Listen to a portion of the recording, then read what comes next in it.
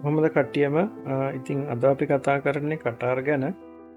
ඉතින් ඔගොල්ලෝ ලංකාවේ නම් ඉන්නේ දැනට ඔගොල්ලොත් මම දන්නවා අනිවාර්යෙන් ලංකාවෙන් පිට ජොබ් එකක් හොයනවා ඇති. ලංකාවේ තියෙන තත්ත්වෙත් එක්ක ඉතින් හැමෝම බලන්නේ මයිග්‍රේට් වෙන්න නැත්නම් වෙන රටකට ජොබ් එකකට යන්න. ඉතින් ඔගොල්ලෝ කටාර් වලට එන්න ප්ලෑන් කරනවා නම් කටාර් වල ජොබ් එකක් හොයනවා නම් මේ වීඩියෝ එක ඔයගලන්ට ප්‍රයෝජනවත් වෙයි.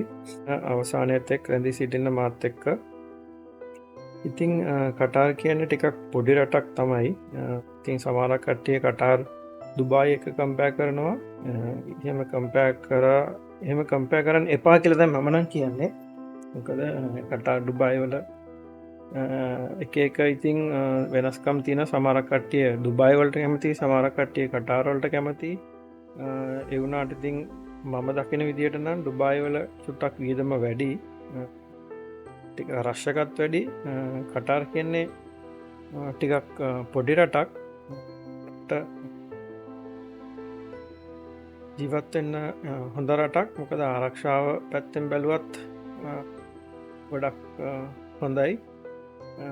දැන් අපි හිතන්නකො රෑකට වුණත් අපි පාරේ රෑ 11ට වුණත් අපිට පාරේ බය නැතුව වොක් එකකට වුණත් පාරේ තනියෙන් වුණත් යන්න පුළුවන්.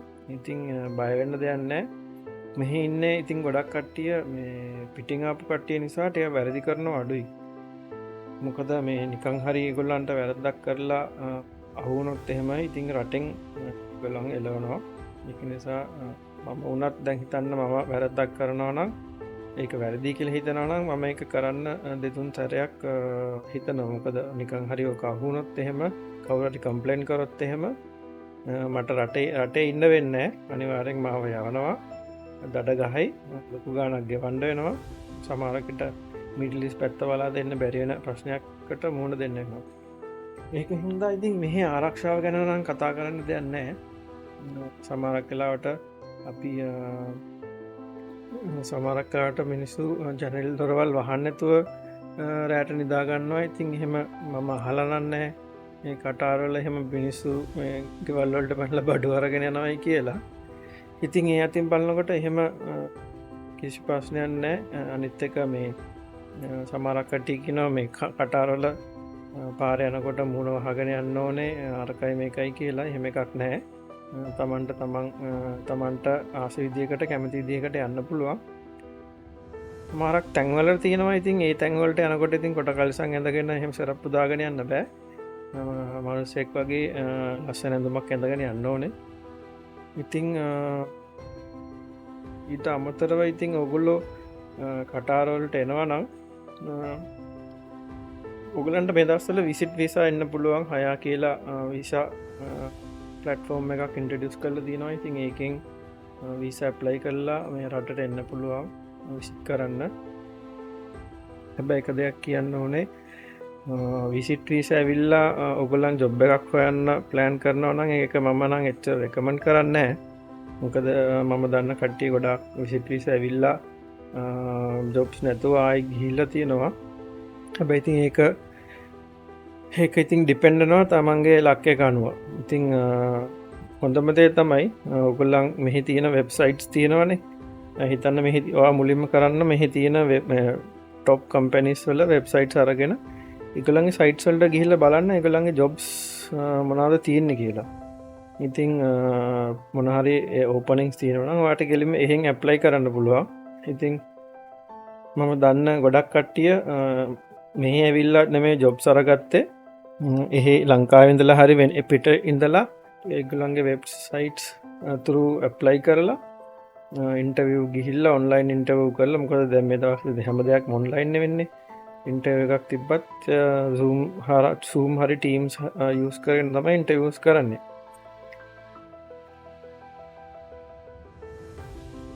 ඉතින් එහෙම Zoom හරහා ඉන්ටර්විව් එකක් තියලා ඉතින් ඔයගොල්ලන් සිලෙක්ටඩ් නම් ඔයගොල්ලන්ට ජොබ් එක ඒගොල්ලන් දෙනවා. එහෙම ප්‍රශ්නයක් නැහැ. මේ රටේම ඉන්න ඕනේ කියලා එකක් නැහැ. ඉතින් ඔයගොල්ලන් ජොබ්ස් හොයනවා නම් මේ දවස්වල දැම්ම ඇප්ලයි කරන්න, සර්ච් කරන්න, මහන්සි වෙන්න, ජොබ්ස් හොයන්න. ජොබ්ස් අතට එන්නේ නැහැ. ඒක නිසා මෙහි තියෙන companies Qatar gas, QIB, Doha Bank, Qatar Airways, එතකොට ඔරිඩෝ, වොඩාෆෝන් වගේ ලොකු කම්පැනිස් තියෙනවා.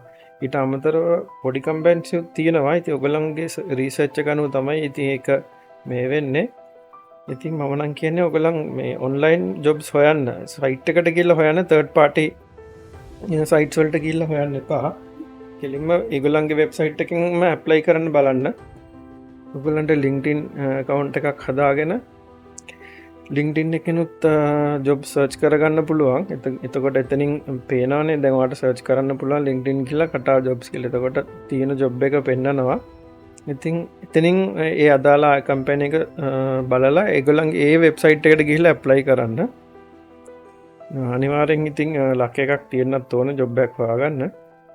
ඒ වුණාට ඉතින් මහන්සි වෙන්න නිකන් ඉන්න එපා.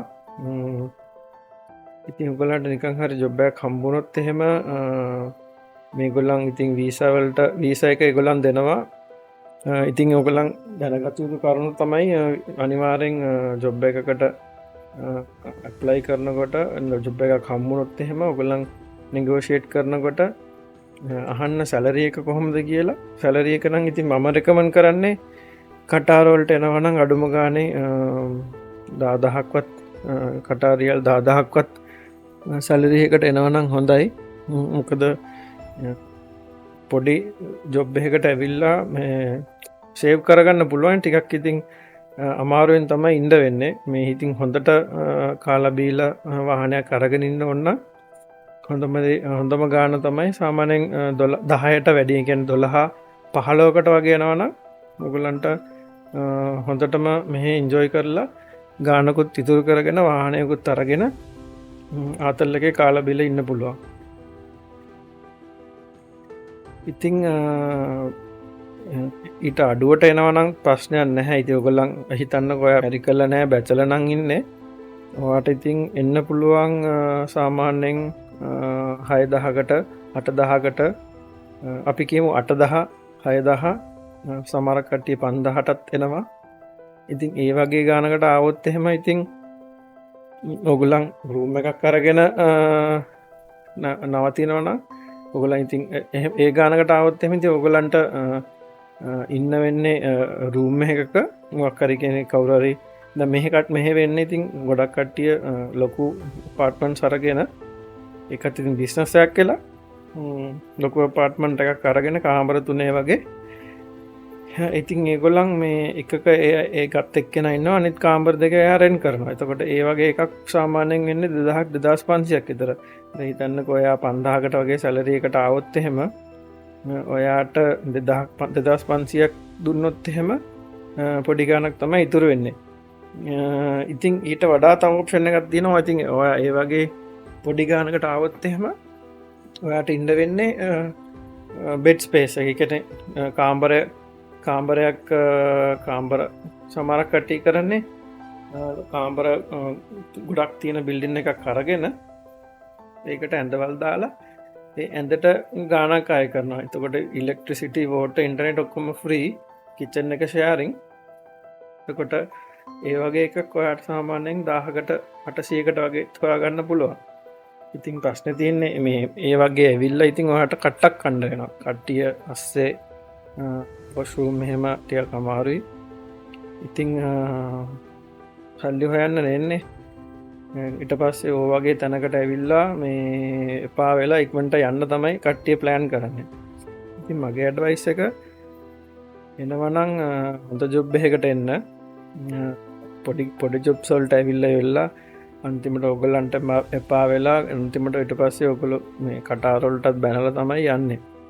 ඒක නිසා මේ අර කිව්වා වගේ ඔයගොල්ලන් ජොබ් එකකට එනවා නම් අඩුම 10000කට හරි 12000කට වගේ එන්න try කරන්න. ඉතින් සමහරක් කට්ටිය හිතන්නේ අපිට එච්චර qualification නැහැ, අපි කොහොමද ඔය වගේ ලොකු jobs වලට එන්නේ කියලා. එහෙම නැහැ. සමහරක් කට්ටිය පොඩි ඉතින් ඒක ඩිපෙන්ඩ් වෙනවා ඔයගොල්ලන් අනුව. සමහරක් කට්ටිය පොඩි jobs වලට ඇවිල්ලා ඊට පස්සේ ටිකක් එක්ස්පීරියන්ස් අරගෙන ඊට පස්සේ වෙන ජොබ්ස් හොයාගෙන හොඳ ජොබ්ස් හොයාගෙන ගොඩ ගිය කට්ටියත් මම දන්න කට්ටිය ඉන්නවා. ඒක නිසා ඔයගොල්ලන් අනිවාර්යෙන් ජොබ් එකට එනකොට බලන්න පැකේජ්ජෙක් කොහොමද කියලා. ඉතින් ඕගලන්ට හොඳ පැකෙජ්ජක් කම්මුණොත් ඔගලන්ට ගේමක් ගහගෙන අතල්ලක ඉන්න පුළුවන් කටාරවල. ඉතිං ෆැමිලි නං එන්නේ මමයි දාදාක් ගැන කියන්න හැමදිස්සම. ඉතින් දාදහකට ඇවිල්ලා ඔය ෆැමිලිකට් ගන්න ඉන්නවනම් ඔයට ෆැමිලික මේන්ටෙන් කරන්නත් අවශ්‍ය වෙනවා. ඉට අමතර දැන් ඔයා මෙහට ආවයින් පස්සේ දැන් කම්පැනික ඔයාට විස දෙනවනේ. ඉට පස්සේ ඔයා මෙහට ආවයින් පස්සේ ඔයා ෆැමිලියකට වීස ඇප්ලයි කල තමයි ෆැමිලි එක ගන්නතොට ෆැමිලිකින්න වාගේ අටතේ. ඒක නිසා දැ මේ දවසල මේ ෆැමිලි විස ඇප්ලයි කරනනම් අඩුම ගානේ දාදහක්වත් සැලරිකත් තියෙනවනම් වාට ඩේසියෙන්ම ෆැමිලි වීස එක ගන්න පුළුවන් වගේ ෆැමිලිකට. ඉතිං කටා ජොබ් එක කම්බුඩැන් පස්සේ ඔගලන්ට මෙඩිකල් යන්ඩ වෙනවා. ඔගලන්ගේ සටිෆිකේන්ස් ඔගලන් ඩිග්‍රියත් තියෙනන ඒ ඩොක්කමෙන්ට් ඔක්කොම සබ්මිට් කරන්න වෙනවා. ඊට පස්සේ ඔයාගේ මේ එඩිකේෂන් සටිෆිකට් බර්ඩ් සටිෆිකට් තොට පොලිස් රිපෝට් එකක් ගන්න ඕනේ. ඒ එතකොට මැරෙජ් සටිෆිකට් එක ළමයින්නවන ඉගොල්ලන්ගේ බර්ඩ් සටිෆිකටේ හැම එකම්ම ලැක්ස්ටි කර ගණ්ඩ වෙනවා. ඒ සබ්මිට් කරන්න ඕන. ඉතින් ඒ සබ්මිට් කරන්න කලින් ඔයාට මේ අපේ ලංකාව තින ෆොරන් මිනිස්ට්‍ර එකනුයි කටාරල තින කටා රෙම්බසිය එකනුයි ඇටස් කරගන්න පුළුවන්න්නන් වැඩ ඉක්මට කරගන්න පුළුවන්. කොහමත් එක ඇටස් කරගන්න වෙනවා අනිවාරෙන්. ඉතින් සමාර ඩොකමන්ස් කටාරවල තින කටා රැම්බසියකින් ඇටස් කරන්න හැ. එම උනොත්වාට වෙන්න මෙහ ඇවිල්ලා මෙහ ලංකාව එම්බසියෙන් ඇටස් කරලා ඊට පස්සේ මෙහ තියෙන ෆොරන් මිනිස්ට්‍රියෙන් තම ඇටස් කරගන්න වෙන්න. ඒගොල්ලන් කියනවා මෙහ ලංකාවම මෙඩිකල් යන්න පුළුවන් තැන් තියෙනවා. එතනට ගිහිල්ලා මෙඩිකල් අරගෙන එට පස්ස ඒ මෙඩිකල්ට කිවර වෙලා ඩොකමන්ස් ඔක්කොම සබ්මිට් කරයෙන් පස්සේ ඔගොල්ලන්ට මෙහට එන්න වීස එකක් දෙනවා. ඉතින් ඒ වීස එක ආවම මෙහෙත් මෙඩිකල් එකක් කරන්න තියෙනවා. ඒ මෙඩිකල් එක කරන්නේ ඔගොල්ලන්ගේ මෙහෙ තියෙනවා රෙසිඩන්ට් පර්මිට් කියල එකක්. එකන වර්ක් වීසා එක ඒක ගන්න තමයි මෙඩිකල් එක් කරන්න ඕනේ. මෙඩිකල් එක් කරල උන්නම් පස්සේ මෙහෙ මිනිස්ට්‍රියකට ගිහිල්ලා ඔයාගේ ෆිංග පින්ස් දෙන්න ඕනේ. ෆිංග පින්ස් දීල වෙල්ලා මේ ෆොටෝසුත් සබ්මිට් කරයන් පස් තමයි රෙසිඩන්ට් පීමට් කියනක වාට හම්බ වෙන්නේ.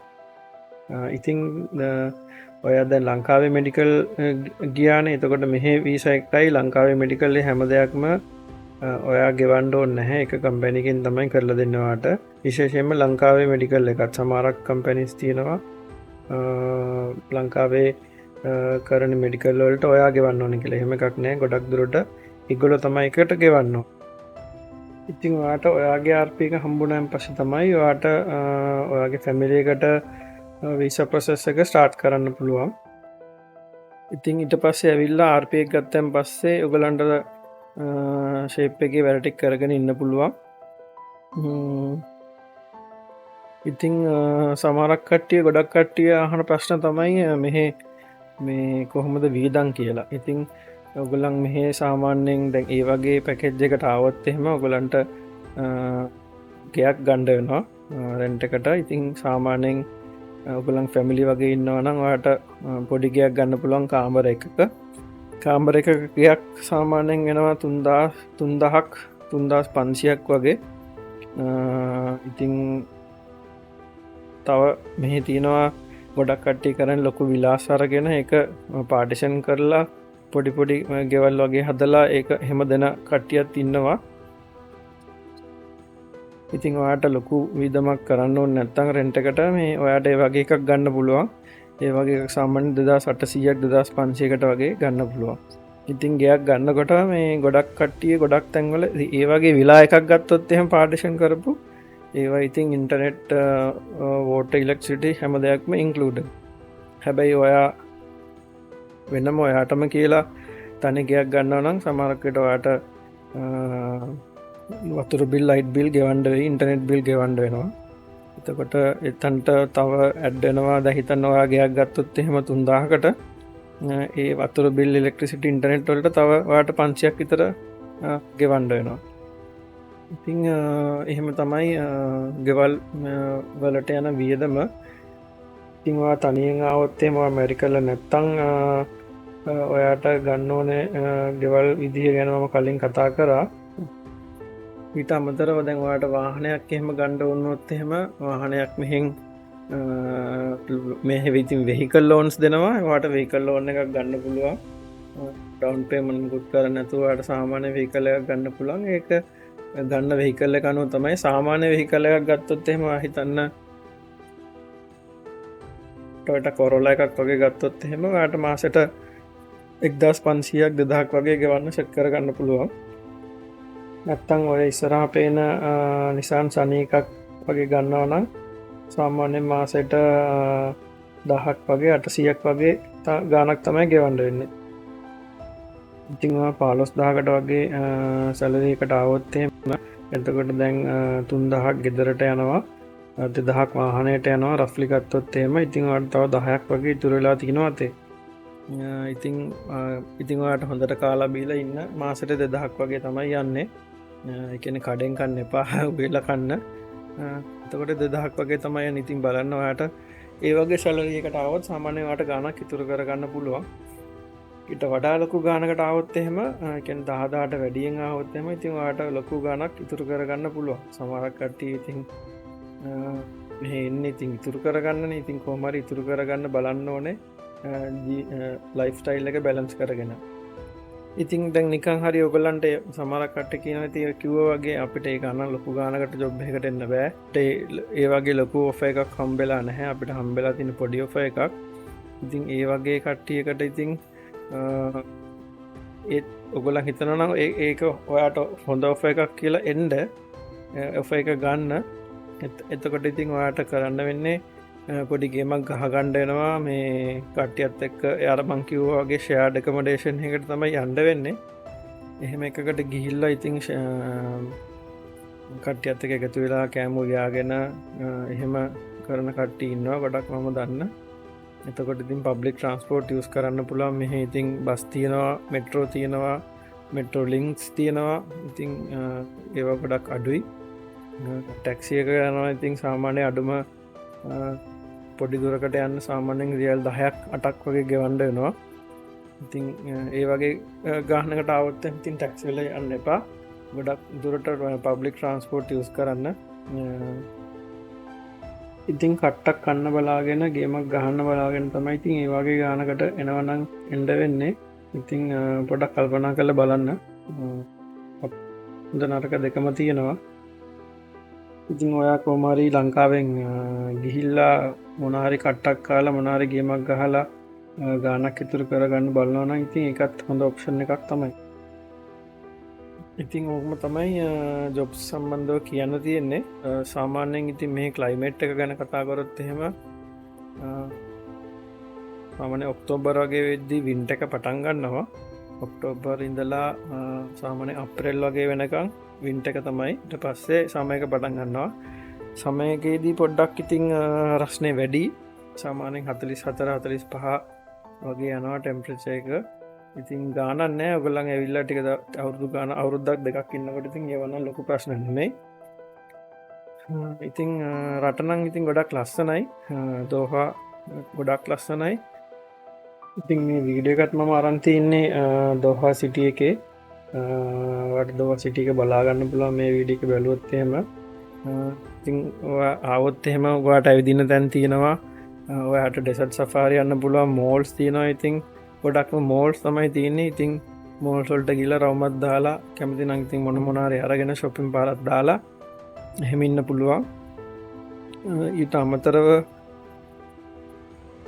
මෙහි ඉතින් නිවාඩු නම් ටිකක් අඩුයි. ස්පෝර්ට්ස් ඩේ එකටයි නැෂනල් ඩේ එකටයි නිවාඩු හම්බ වෙනවා. ඊට අමතරව රමදාන් වලට නිවාඩු හම්බ වෙනවා.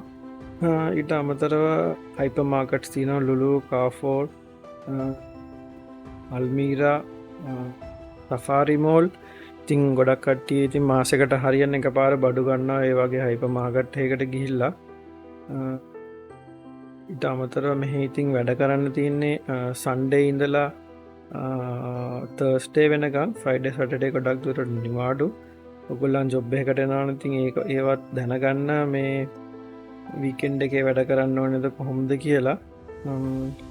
ඉතින් මට කියන්න ඔන්න ඇත්තටම කටාරවලට එනවන ඔගොල්ලන් හොඳ ජොබ්බයකට හොඳ පඩියකට එන්න ඉම්පෝර්ටන් දෙයක් කියන්න අමතකුණ මෙහ මේ දැන් ගොඩක් ඉන්දියන්ස්ල තම ඉන්න මේ දසල ඉන්ඩියන්ස්ලට වීසා මහිතන්නේ රිජෙක්ටන එක වීස දෙන්න නැති තරමටම මහිතන් වීස කෝටක ඉවරයිද කොහෙද එක නිසා වෙන රටල්ලින් තමයි ගොඩක් කට්ටිය ගන්න ඉතින් ලංකාව කට්ටිට මේ දස්සල ගොඩක් චාන්සක තියෙනවා ඉතිං ගොලන් කොමහරි සර්ච් කරලා මෙහිතින් කටාලිවින් කියලා සයිට ඇතින එකෙත් ජොබ්ස් තියෙනවා කොච්චර සාර්ථක වෙදි කියල ම දන්න හැ එක නිසා මමනන් කියන ලිංක්ටින් එකෙන් බලන්න අදාළ වෙබ්සයිට් සොල්ට ගිහිල්ලා කම්පැන එක හරහම ජොබ්ස් ඇප්ලයි කරන්න කට්ටිය ගන්නවා මෙහ ගොඩක් කට්ටිය ගන්නවා මොකද ඉන්ඩියන්ස්ලට වේස දෙන්න ඇති ප්‍රශ්න හින්දා ඉතින් ඔගුලන්ට මොනහරි ප්‍රශ්නයක් තියෙනනම් මට කමෙන්ට් එකත් දාන්න සමහරක් ඒවා මම